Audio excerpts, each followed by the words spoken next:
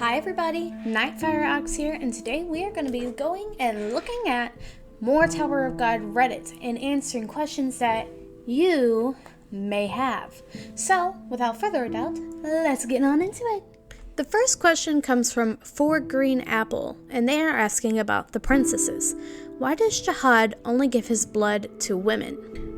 This is something that if you haven't read in a while, you probably wouldn't remember. So let's go over what the princesses are and why it is that Jihad only gives his blood to women.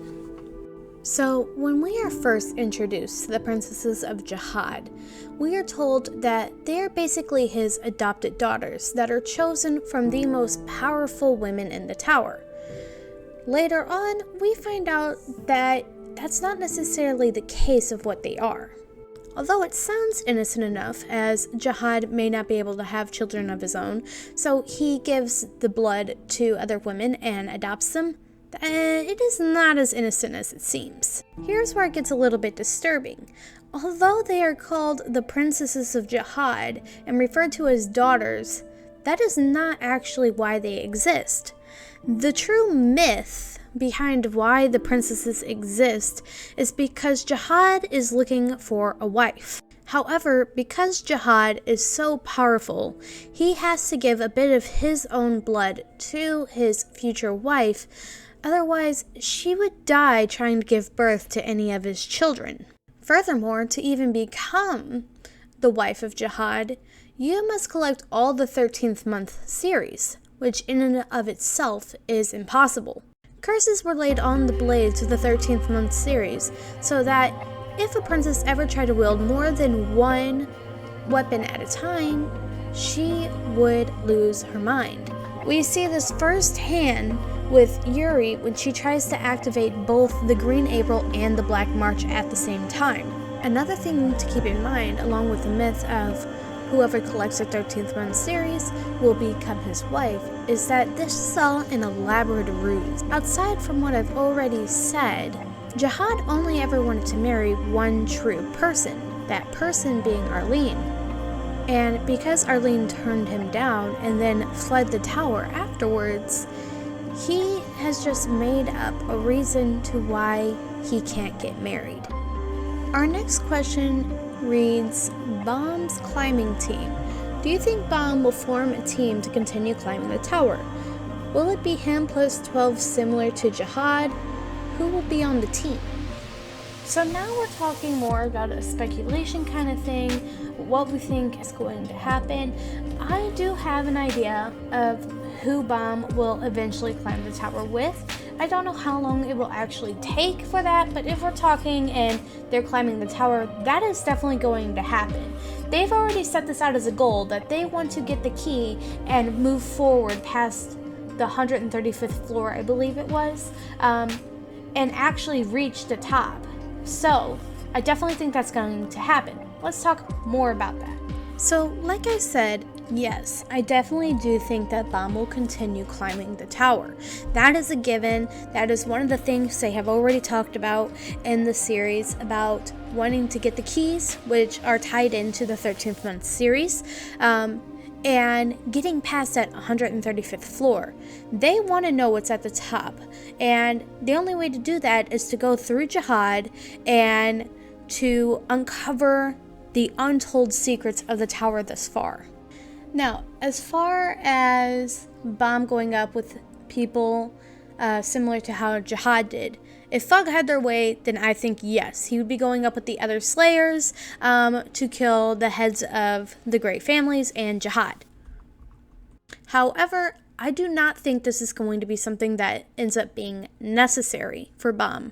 I think there are far more families that are just complicit with what Jihad is doing and not necessarily want him to be king, and if given the right opportunities, they would back Bomb and his team. I would not put it past some of the Great Families to already be in league with Thug as it is. Now, if we're talking people he's going to go up with the tower with, this I think is going to be his team.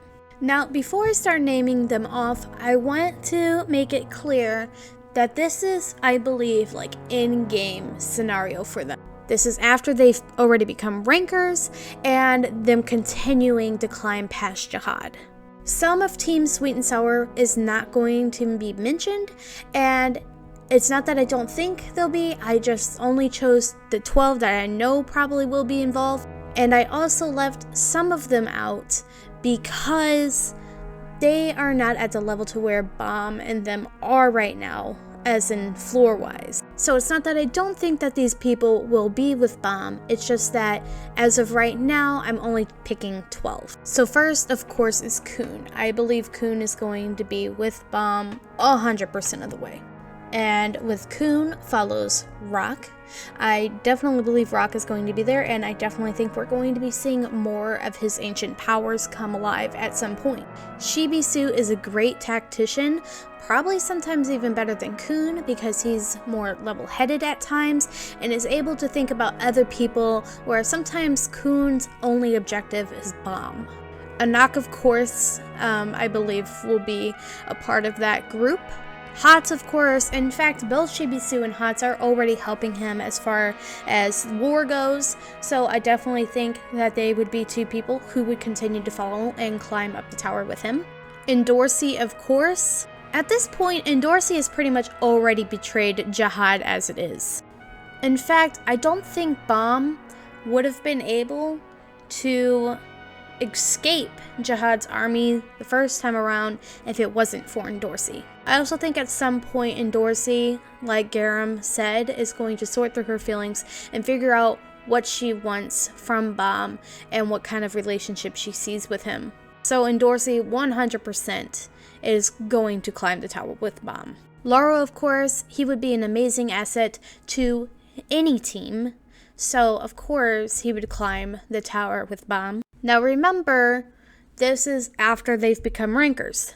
So I believe Yuri is going to eventually climb the tower some more with Bomb.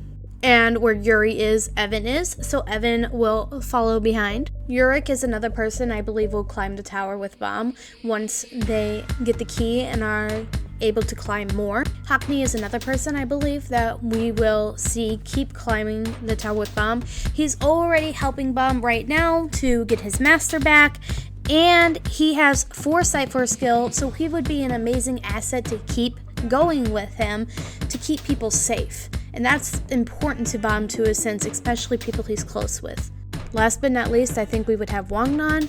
He's important to Team Sweet and Sour, he's important to Bomb, so I definitely think he will be somebody who will continue to climb, and his story is far from over. So I am interested to see more of his character as well. I know there is a lot of people I left out. Like I said, I just picked the first 12 that I thought would definitely be a part of it. I know there's Heroine and a whole bunch of other people. I know, it's okay, I got you. This next question asks, will Rachel be the final boss?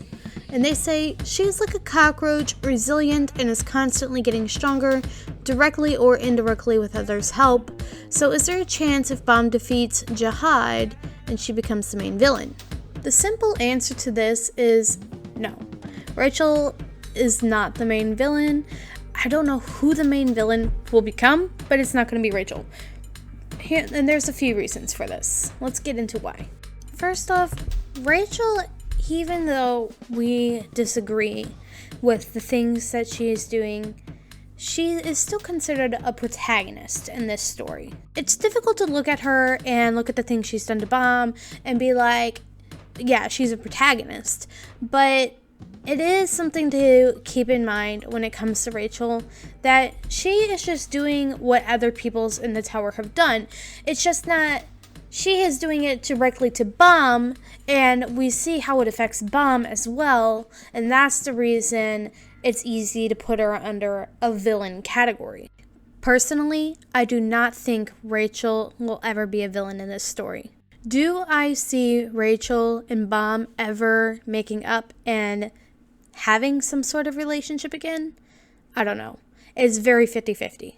I know you and I would probably love to say that Bomb and Rachel are never going to make up and they're going to hate each other for the rest of the time that we get Tower of God. However, I don't think that's likely. There's still a lot we don't know about Rachel's character or the motives that have her do the things she's doing. Now, I'm not saying that the things that Rachel hasn't done could be considered evil, but we're not looking at this in the terms of good or evil. We're looking at this at the pure aspect of she is listed as a protagonist. So even if the things she does are somewhat villainous, she is still a protagonist to the story. She is not going to be a final boss.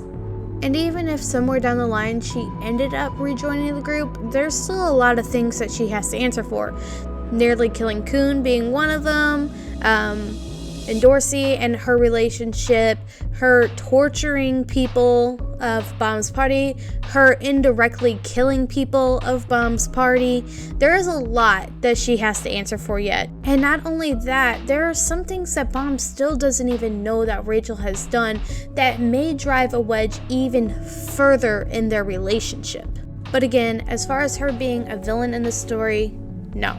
I think though that what we saw in season 1 with her being by herself, where Bomb was surrounded by everyone, is probably something that is very foreshadowing and will perhaps come true, to where they all do reach the top of the tower, but she's alone.